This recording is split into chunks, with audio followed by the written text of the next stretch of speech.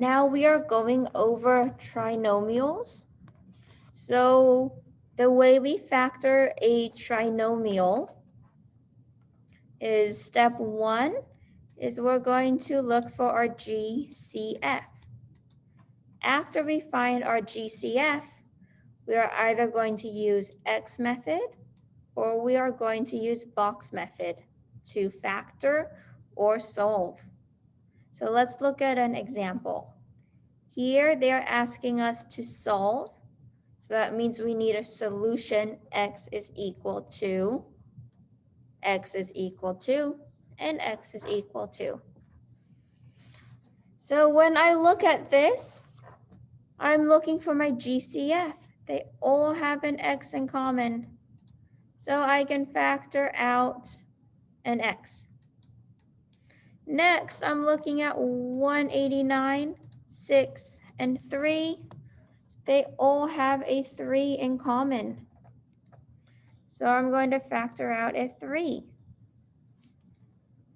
So when I factor 3x out, I get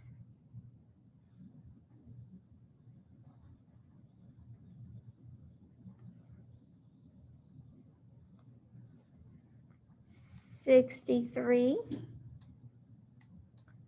plus 2x minus x squared. When we look here, we see this is a negative x squared. We do not like that. We want a positive x squared. So we have to, that means we have to factor out a negative 1.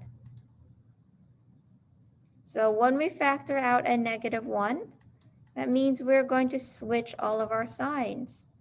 So we now have positive x squared, negative 2x, and a negative 63. So we look at this, we're like, oh, a is equal to 1. So that means we are going to use x method. A times c, that is 1 times negative 63, gives me a negative 63. My b is a negative 2. So now we're trying to find two numbers that multiply to negative 63 and add to a negative 2.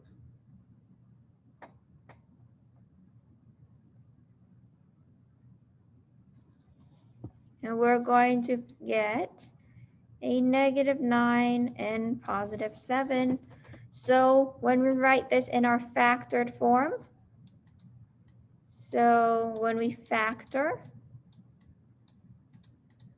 we have negative 3x, x minus 9, because we have a negative 9 in our x method, x plus 7, because we have a positive 7 in our x method. And let's not forget all of that is equal to 0. When we solve, we're setting every term or every part equal to 0. So I have negative 3x equals 0. X is equal to 0. X minus 9 equals 0. X is equal to positive 9. X plus 7 is equal to 0. X is equal to a negative 7. Our second example of trinomials, or we're using our method of find the GCF, then figure out, do we use X method because A is equal to 1, or do we use box method because A is greater than 1? If I look here, step 1, find a GCF. They all have an x in common. And then if I look at 10, 4, and 6, they all have 2 in common. So that gives me 5x squared plus 2x minus 3. I look at this, I'm like, okay, 5, that is greater than 1. It is time to use our box method.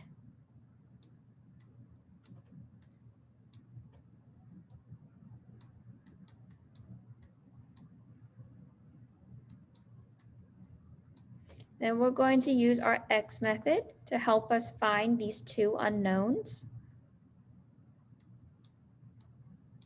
So A times C, these are my new A, B, and C values. So A times C, 5 times negative 3 is negative 15. B is going to be 2. So my two answers is going to be a 5 and negative 3. 5 times negative 3 is negative 15. 5 minus 3 gives me a 2.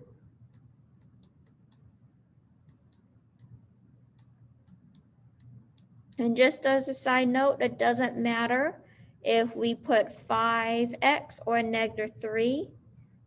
Like instead of 5x, I could have put 3x, negative 3x up there. It doesn't matter where they go. What matters is we look at these signs.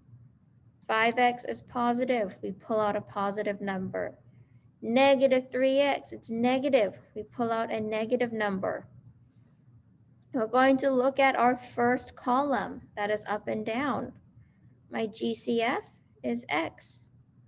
I look at my second column that is up and down. My GCF is 1. Now let's look at my first row. That rows are side to side. GCF is 5x. My second row, the GCF is a 3.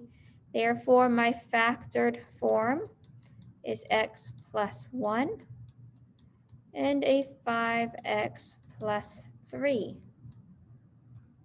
Answer. But wait, what if you don't like using rows and columns? You can write everything out in one straight line. 5x squared plus 5x minus 3x minus 3. We're going to split this in half, so we have left side and right side. We look at our left side, what is the GCF? 5x, and inside the parentheses, we have x plus 1. Then we have a negative 3x. That means we have to pull out a negative number.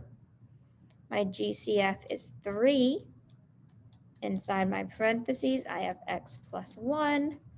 Factored form is x plus 1. And what is left over? We have 5x, and we have a negative 3 left over.